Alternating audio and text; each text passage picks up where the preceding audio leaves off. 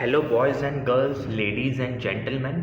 तो हम आपके लिए लेकर आ गए हैं एसएससी सीजीएल 2024 की 9 सितंबर शिफ्ट 1 के जीके के सारे क्वेश्चंस। तो इससे पहले हम लोग आगे बढ़ें, आप लोग चैनल को सब्सक्राइब कर लें और लाइक कर दें। तो हम आपके लिए बिना टाइम वेस्ट करे हुए लेके आते हैं पहला क्वेश्चन।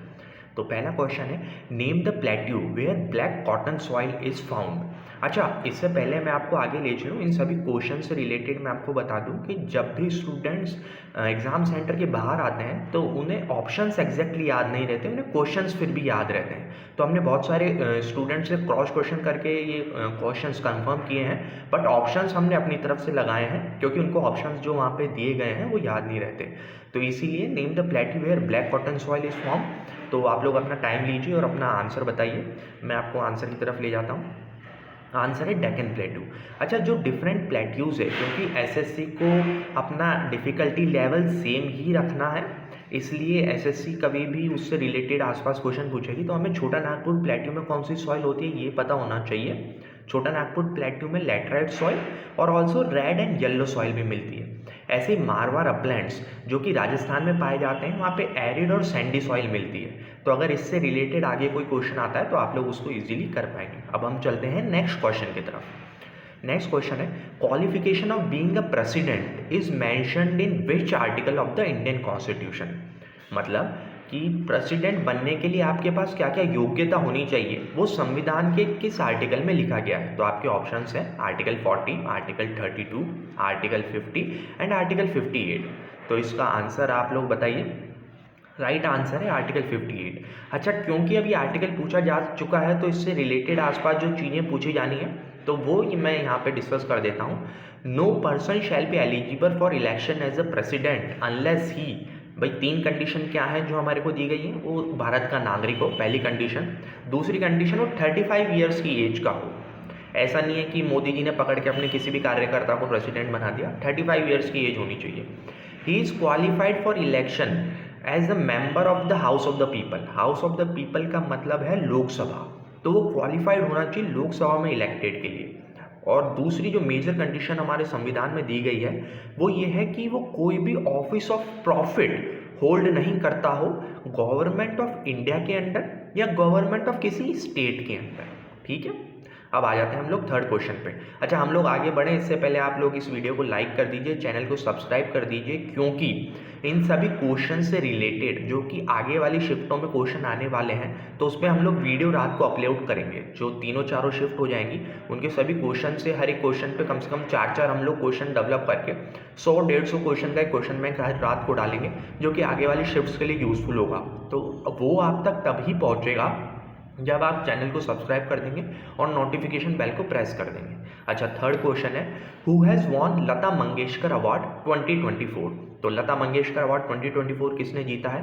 तो अपने सोनू निगम भैया, उदित नारायण, यो यो हनी सिंह या अनुराधा पोरवाल। अच्छा, यो यो हनी सिंह तो लता मंगेशकर अवार्ड ना इस जन्म में जीतेंगे ना अगली में। इसका राइट आंसर है अनुराधा पोरवाल जी। तो अब हम लोग बिना टाइम वेस्ट किए हुए चौथे क्वेश्चन की तरफ चलते हैं। Right to constitutional remedies is mentioned in which article of the Indian constitution. मैं हिंदी में दोहरा देता हूँ कि जो कॉन्स्टिट्यूशनल रेमेडीज है वो हमारे किस आर्टिकल ऑफ इंडियन कॉन्स्टिट्यूशन में मैंशन्ड है? आर्टिकल 16, आर्टिकल 32, आर्टिकल 40 या फिर आर्टिकल 33। अच्छा, ये सभी आर्टिकल अपने आप में इंपॉर्टेंट है, इन सभी को विभिन्न जगहों पे आपने पढ़ा होगा, इसलिए थोड़ा सा कंफ्यूजिंग है। तो राइट टू कॉन्स्टिट्यूशनल रेमेडीज़ का हमारा राइट आंसर है आर्टिकल 32 के अंडर जो सुप्रीम कोर्ट पूर्ण न्याय कर सकता है, जिसको हम लोग कॉन्स्टिट्यूशनल रेमेडीज़ कहते हैं, जो आर या पार का सुप्रीम कोर्ट पूरा न्याय कर सकता है वो आर्टिकल 32 के अंडर है। फिफ्थ क्वेश्चन की तरफ जाते हैं। डोटा बेटा is the highest peak of which mountain range. Mountain ranges SSC की फेवरेट रही हैं, फिर उनकी लेंथ रही हो या उनकी कोई स्पेशलिटी रही हो, तो यहाँ पे क्वेश्चन पूछा गया था डोडा बेटा का। अच्छा, यह हिमालयन रेंज का है या अरावली रेंज का है, नीलगिरी रेंज का है या वेस्टर्न घाट का है? आपको इस आंसर के इंडिपेंडेंट जो भी लोग आगे वाली शिफ्ट में दे रहे हैं उन्हें इंडिविजुअली पता होना चाहिए कि भाई हिमालय की हाईएस्ट रेंज कौन सी है, अरावली की हाईएस्ट रेंज कौन सी है, नीलगिरी की हाईएस्ट रेंज कौन सी है और वेस्टर्न घाट्स की हाईएस्ट रेंज कौन सी है। खैर, अभी आंसर है नीलगिरी रेंजेस। अच्छा, नीलगिरी रेंजेस में और क्या क्या इंपॉर्टेंट है, डोडा बेटा की पीक कितनी है, वो सब हम लोग रात को जब वीडियो अपलोड करेंगे तो सभी हम इन रेंजेस को कवर करेंगे, तो आप लोग प्लीज़ उस वीडियो को जरूर देखें। Sixth question, who is the founder of Lucknow घराना। अच्छा, लखनऊ घराना किससे रिलेटेड है, भारत में कैसे कैसे घराने हैं और कौन कौन से इंस्ट्रूमेंट से वो रिलेटेड है या किस किस डांस शैली से वो रिलेटेड है, वो सब लोग हम रात में कवर करने वाले हैं, क्योंकि वो आने वाली एसएससी की शिफ्ट्स के लिए इम्पॉर्टेंट है। तो कौन है, बिरजू महाराज हमारा पहला ऑप्शन है। अच्छा, लखनऊ घराना किससे रिलेटेड है, सबसे पहली बात तो ये है, तो लखनऊ घराना कथक से रिलेटेड है। अब जैसे ही आपको कथक पता चला वैसे आपके दिमाग में घंटी बजेगी कि भाई कथक के तो सबसे फेमस इंडिया में डांसर बिरजू महाराज है। ये बात सही है कि वो कथक के डांसर हैं, लेकिन उनका घराना कौन सा है, और मेन बात यह है फाउंडर पूछा है। अच्छा, दूसरा ऑप्शन है भानुअथैया। तो भानुअथैया का नाम आते ही आपको पता चला होगा कि ऑस्कर इन्हें मिल चुका है। तीसरी हमारी बॉलीवुड की सरोज खान। सरोज खान वैसे अच्छी डांसर हैं, लेकिन वो किसी फेमस घराने से नहीं है। और चौथा ऑप्शन है ईश्वरी प्रसाद जी। तो इसके फाउंडर हैं लखनऊ घराना के ईश्वरी प्रसाद जी। लखनऊ घराना कथक से रिलेटेड है। जिसने भी वीडियो को लाइक नहीं किया है, चैनल को सब्सक्राइब नहीं किया है, उनसे हम्बल रिक्वेस्ट है कि इस वीडियो को बनाने में, सेंटर पे जाने में बारिश में बहुत मेहनत लगी है, तो वीडियो को लाइक कर दें और चैनल को सब्सक्राइब कर दें। In which article of Indian constitution is there a provision to constitute gram panchayat. मतलब ग्राम पंचायत को बनाने का भारतीय संविधान में कौन से आर्टिकल के अंडर मेंशन किया गया है। अब ये आपके ऑप्शन है आर्टिकल 123, आर्टिकल 224, आर्टिकल 350, आर्टिकल 243। ये सभी आर्टिकल्स इंपॉर्टेंट हैं, हमें इंडिविजुअली भी इनमें के अंदर क्या है पता होना चाहिए, लेकिन अभी का हमारा जो आंसर है आर्टिकल 243। अब हम चलते हैं क्वेश्चन नंबर 8 की तरफ। अच्छा, 5 ईयर प्लान के रिलेटेड एक क्वेश्चन आया था, सारे 5 ईयर प्लान किस किस मॉडल पे बेस्ड है, 5 ईयर प्लान्स में कौन कौन सी हॉलीडेज थी, 5 ईयर प्लान्स कब बंद हुए, कब चालू हुए, ये सब लोग इसका जो डिटेल्ड स्टडी है वो हम शाम को क्वेश्चन आंसर के रूप में करने वाले हैं। अभी क्या क्वेश्चन है, first 5 year plan was based on which model. तो Harrod Domar model, Mahalanobis model, Swaminathan model और मोदी मॉडल। अब देखो, मोदी जी हर चीज़ का श्रेय लेने का शौक रखते हैं, तो इसलिए मैंने ऑप्शन में डाल दिया है कि कुछ लोगों को लगे कि भाई मोदी जी तो युग पुरुष हैं, उन्होंने ही किया होगा, लेकिन इसका राइट आंसर है हैरोल्ड डोमार मॉडल, जो कि प्रधानमंत्री जवाहरलाल नेहरू ने यूएसएसआर से कॉपी किया था इंडिया के लिए। तो वो फर्स्ट 5 ईयर प्लान था। नेक्स्ट क्वेश्चन की तरफ चलते हैं। Who established provincial assembly in Bihar. तो बिहार में एक प्रोविंशियल असेंबली इस्टेब्लिश करी गई थी, उसको किसने इस्टेब्लिश किया था। आपके ऑप्शन थे सहजानंद सरस्वती, कुंवर भानु सिंह, डॉक्टर राजेंद्र प्रसाद और पीएम नरेंद्र दामोदर दास मोदी। अब मोदी जी तो हर जगह कुछ भी कर सकते हैं, बाकी जो पहले 3 ऑप्शन हैं वो सभी बिहार से ही रिलेटेड हैं, इसलिए ये थोड़ा कन्फ्यूजिंग है, लेकिन आंसर जिन्हें पता है वो ये है, सहजानंद सरस्वती जी ने 1929 के अंदर बिहार में प्रोविंशियल असेंबली स्टैब्लिश करी थी। अब हम चलते हैं 10th क्वेश्चन की तरफ। Who is the most influential person according to Time magazine 2021। इसका डायरेक्ट ही आंसर मैं आपको बता देता हूँ, यहाँ पे पीएम नरेंद्र मोदी इसका सही आंसर है। अब आपको लगे कि प्रधानमंत्री जी को तो कोई पूछता नहीं है, लेकिन 2021 में टाइम्स मैगजीन के अकॉर्डिंग ये मोस्ट इन्फ्लुएंशियल पर्सन थे वर्ल्ड के। क्वेश्चन नंबर 11 की तरफ आ जाते हैं। Where is the headquarter of BCCI situated या फिर एस्टैब्लिश्ड। तो सिंपल सा आंसर है मुंबई वानखेड़े में ही अपने मोटा भाई अमित शाह जी के बड़े लड़के, जो अपने छोटे मोटा भाई हैं जय शाह जी, वो हैं, लेकिन अब तो वो आईसीसी के चेयरमैन हो गए हैं, तो अब वो वहाँ पे जाएंगे। Answer number 12, where is Lathmar Holi celebrated. अच्छा, ये लठमार होली जो भी नॉर्थ इंडिया के हैं उन्हें तो पता ही है कि मथुरा वृंदावन की स्पेशल होली सेलिब्रेशन का टाइप है, जिसमें वुमेन जो हैं वो लठ पकड़ती हैं और जो जेंट्स हैं वो ढाल पकड़ते हैं और वुमेन मारती हैं। अच्छा, साल भर तो उल्टा होता है हमारे नॉर्थ इंडिया में, आदमी औरत को पीटता है, तो एक दिन भगवान के यहाँ पे उन्होंने कहा कि भाई 100 सुनार की 1 लुहार की, आज वुमेन पीटेंगी और मैन पीटेंगे। ये है लठमार होली, मथुरा वृंदावन में सेलिब्रेट करी जाती है। Question 13, foreign trade policy is prepared by which ministry. अच्छा, फॉरेन ट्रेड पॉलिसी कौन सी मिनिस्ट्री प्रिपेयर करती है। इसमें बहुत सारे लोग आज कंफ्यूज हुए हैं, और ऑप्शन में फाइनेंस मिनिस्ट्री एक ऑप्शन था, तो सब लोग उसको टिक करके आए, लेकिन इसका राइट आंसर है ministry of commerce and industry. Question 14 है, महेंद्र वर्मन जी किस डायनेस्टी से एसोसिएटेड है। अब एसएससी वालों को तो नींद ना आए अगर महेंद्र वर्मन हर्षवर्धन के ऊपर क्वेश्चन न पूछा जाए, तो महेंद्र वर्मन जी के ऊपर आ गया है। तो महेंद्र वर्मन जो है पल्लव डायनेस्टी से एसोसिएटेड है, ये हमें सभी पता होना चाहिए। कौन कौन सी डायनेस्टीज़ कि कौन कौन फाउंडर हैं, उनके फेमस रूलर कौन हैं, वो सब हम रात को कवर करने वाले हैं, क्योंकि इसी पे बेस्ड आगे क्वेश्चन आने वाले हैं एसएससी में। क्वेश्चन नंबर 15, व्हेन वॉज प्रार्थना सभा एस्टैब्लिश। अच्छा, प्रार्थना सभा, आत्मीय सभा और दीपदान प्रज्वला सभा, ये सब सभाएं कब कब एस्टैब्लिश करी गई थी, इनके फाउंडर कौन थे, फाउंडर ईयर कौन कौन थे, ये सब हमें पता होना चाहिए, हम रात में डिस्कस भी करने वाले हैं।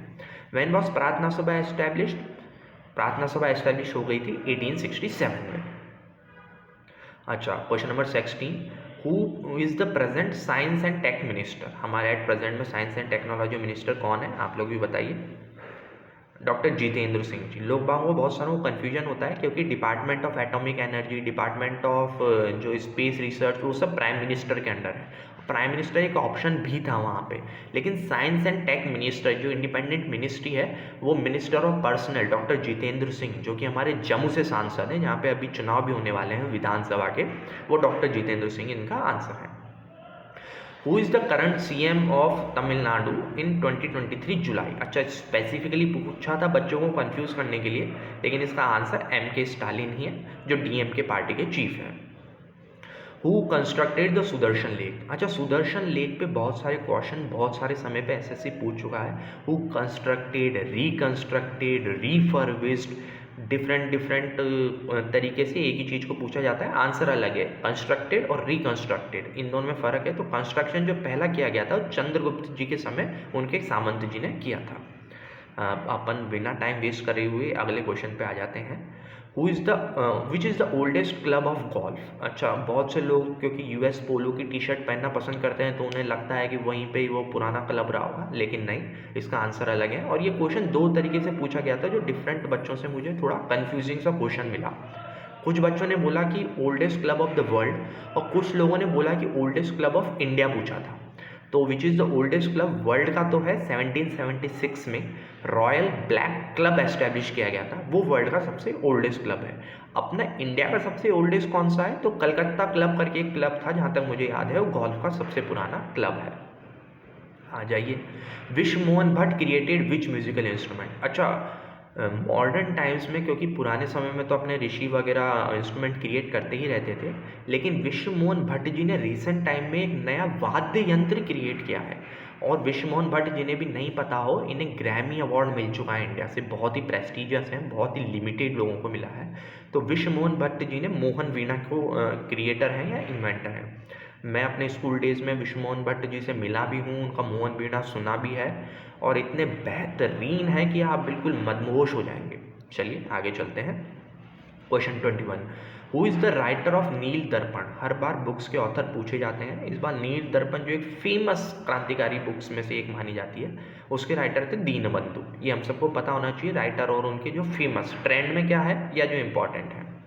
Question 22, project tiger was started in which year. अच्छा, जिन लोगों को भी पता है कि ये 4-5 प्रोजेक्ट इंपॉर्टेंट है, project tiger, project elephant, project crocodile, ये सब कब स्टार्ट करे गए थे, प्रोजेक्ट स्नो लेपर्ड। तो प्रोजेक्ट टाइगर जो सबसे ज़्यादा फेमस था वो ही पूछा गया है, 1 अप्रैल 1973 इसका करेक्ट आंसर है।